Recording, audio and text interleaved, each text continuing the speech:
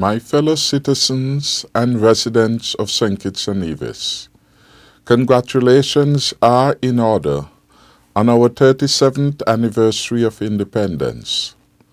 3 decades and 7 years ago, and a warm and almost cloudless Sunday night, the Union Jack, representing the power and authority of the United Kingdom, was lowered for the last time over our beautiful twin islands, and the national flag of St. Kitts and Nevis was unveiled majestically.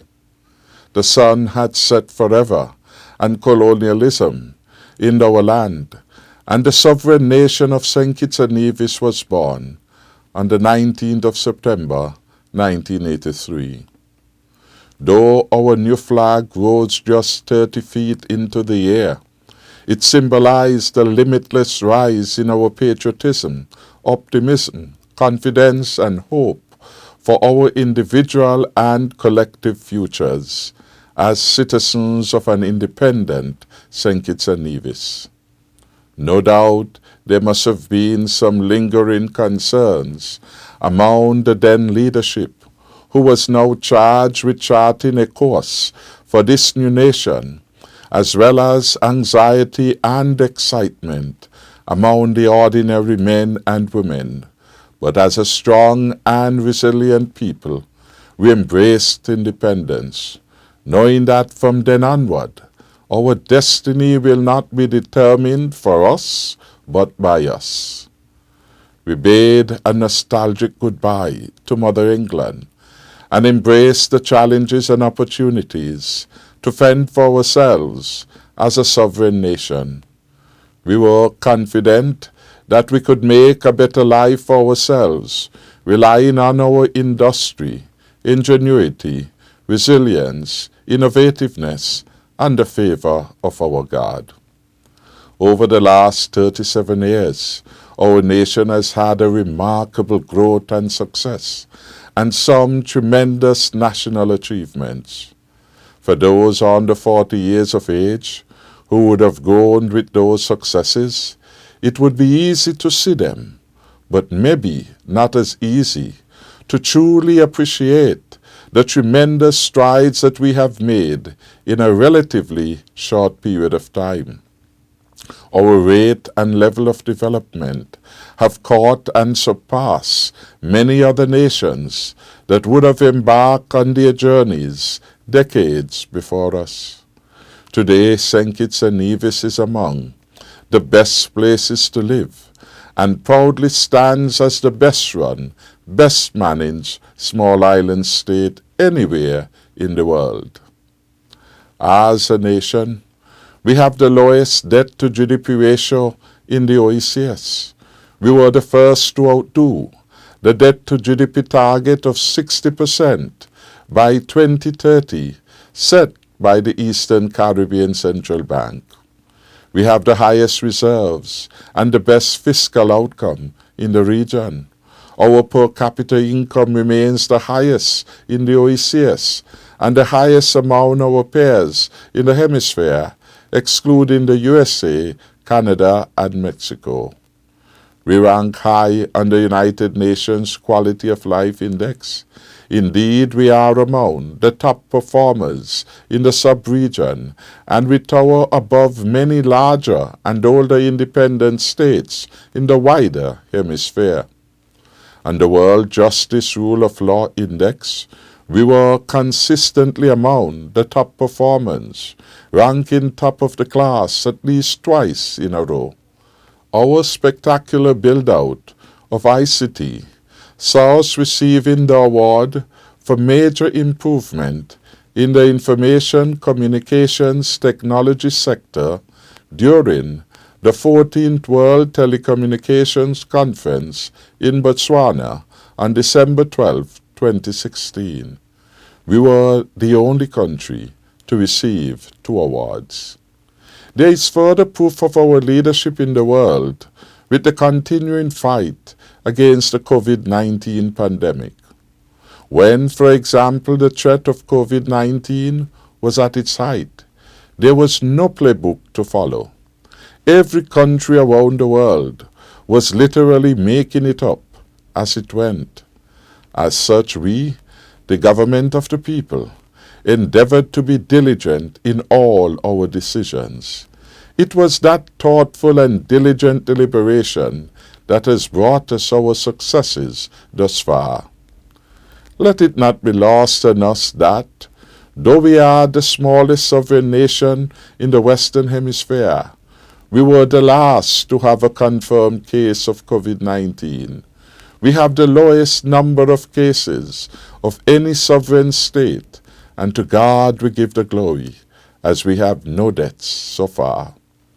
Our fiscal and economic response to the pandemic has been the largest per dollar in the region and the largest per capita in the world.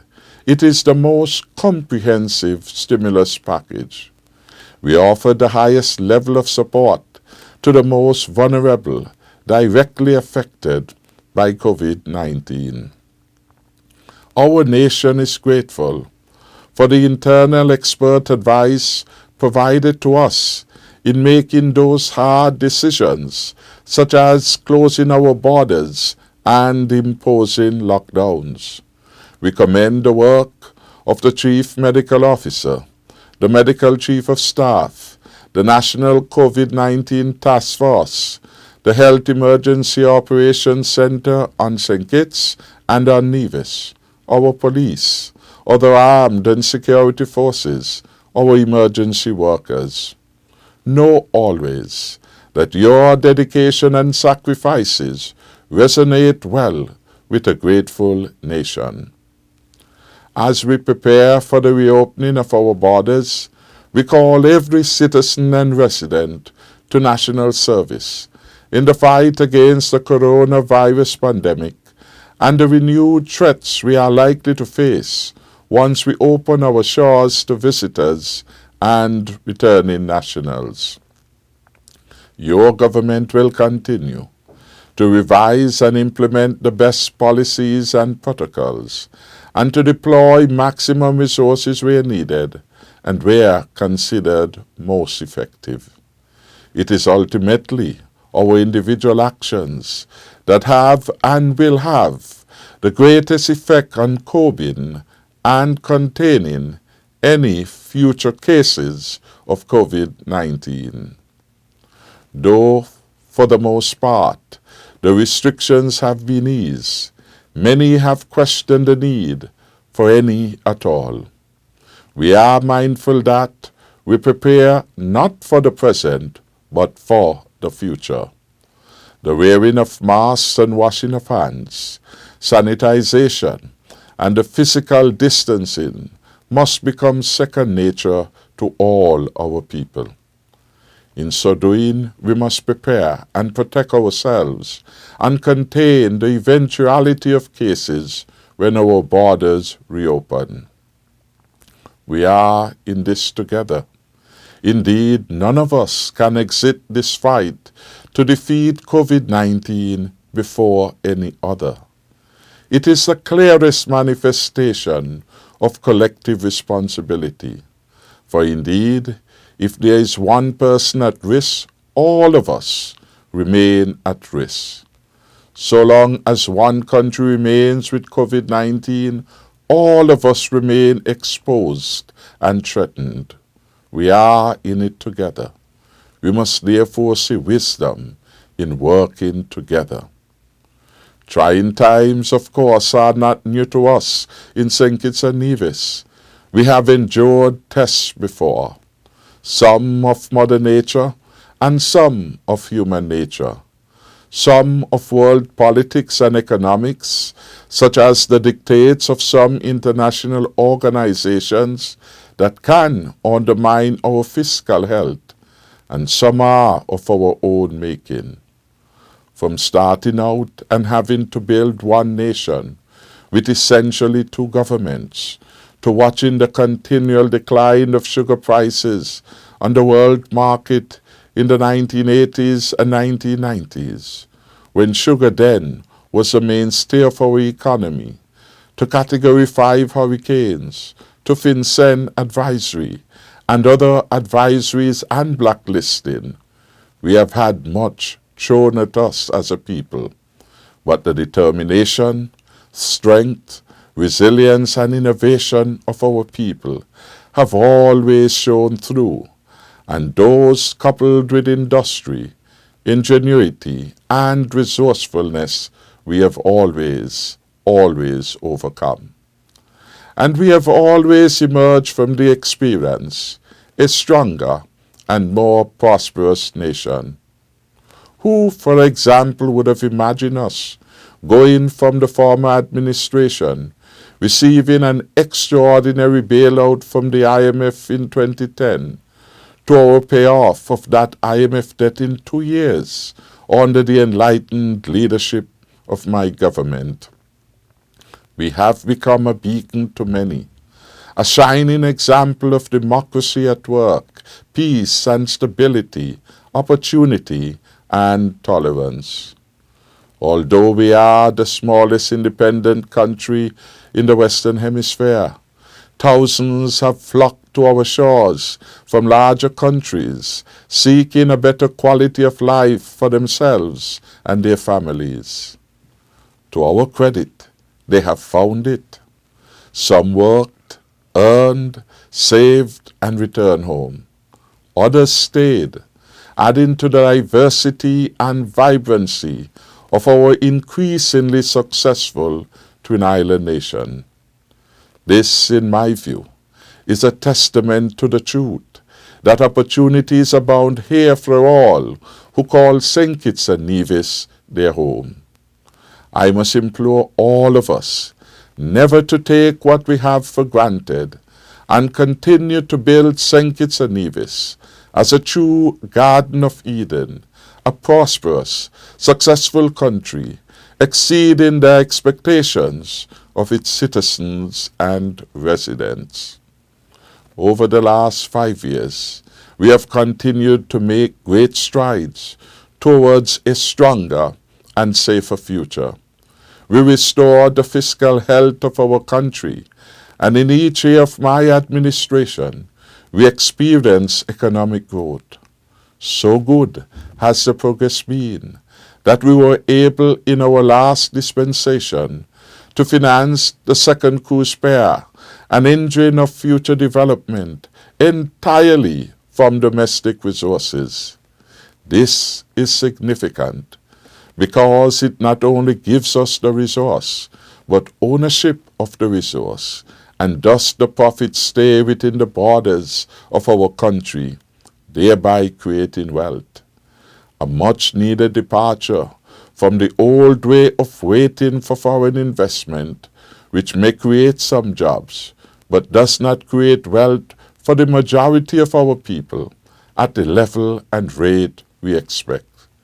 It is exactly this kind of innovation and self-reliance that must become the hallmark of our people and leadership.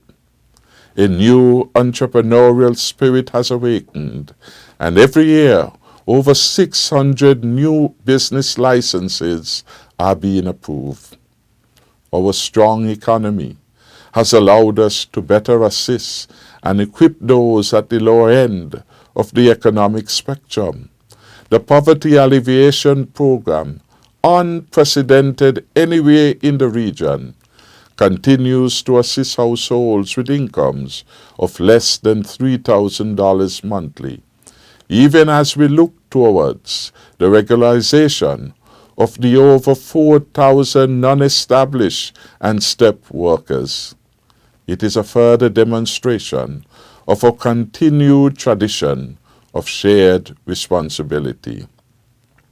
We have seen an initiative geared towards the safety and security of our nation take root, resulting in a dramatic reduction in homicides and violent crimes across the nation.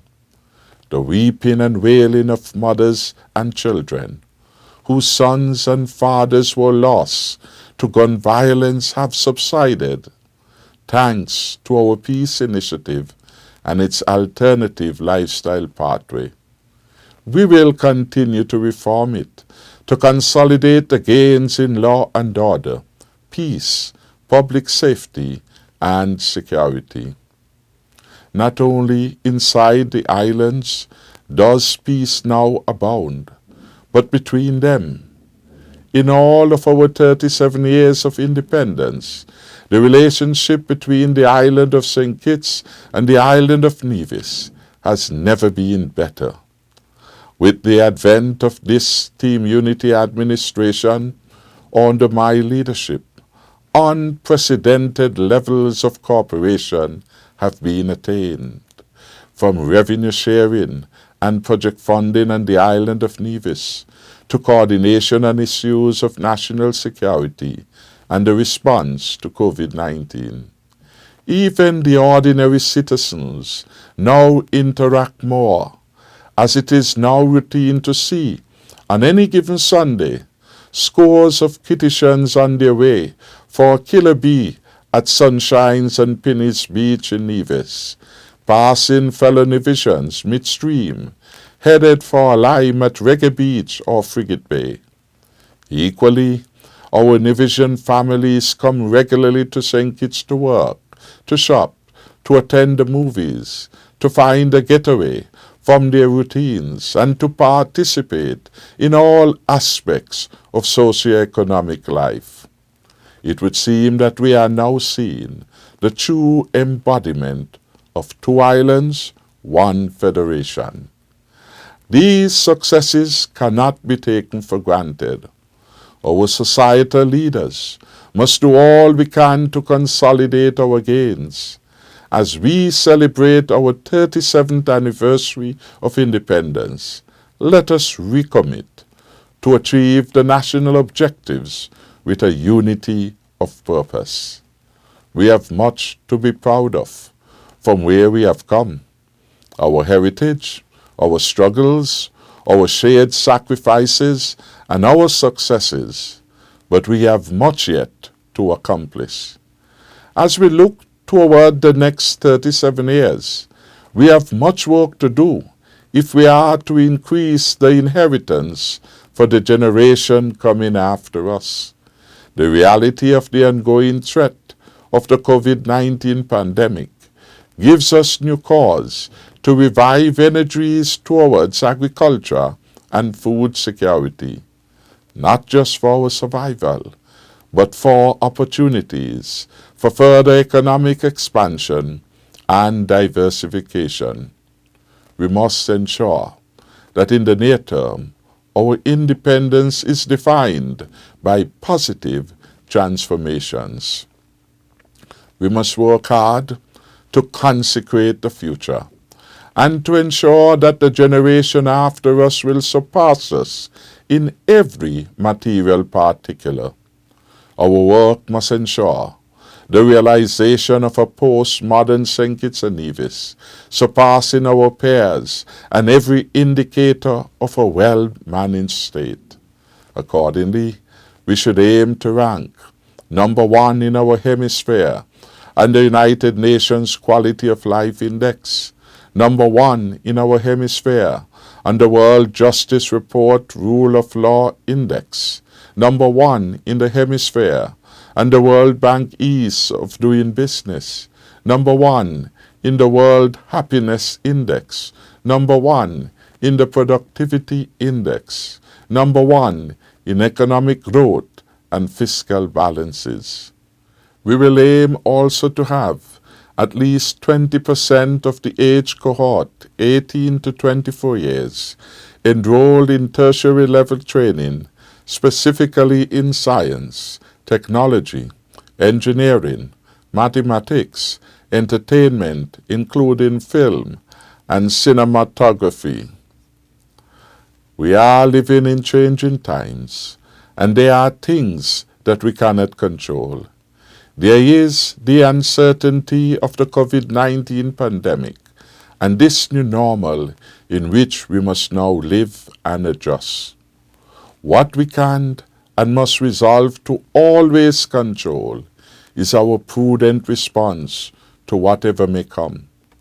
We must meet every challenge as a people in unity with the strength and resilience of our forebears, married with our resourcefulness and the ingenuity of our youth.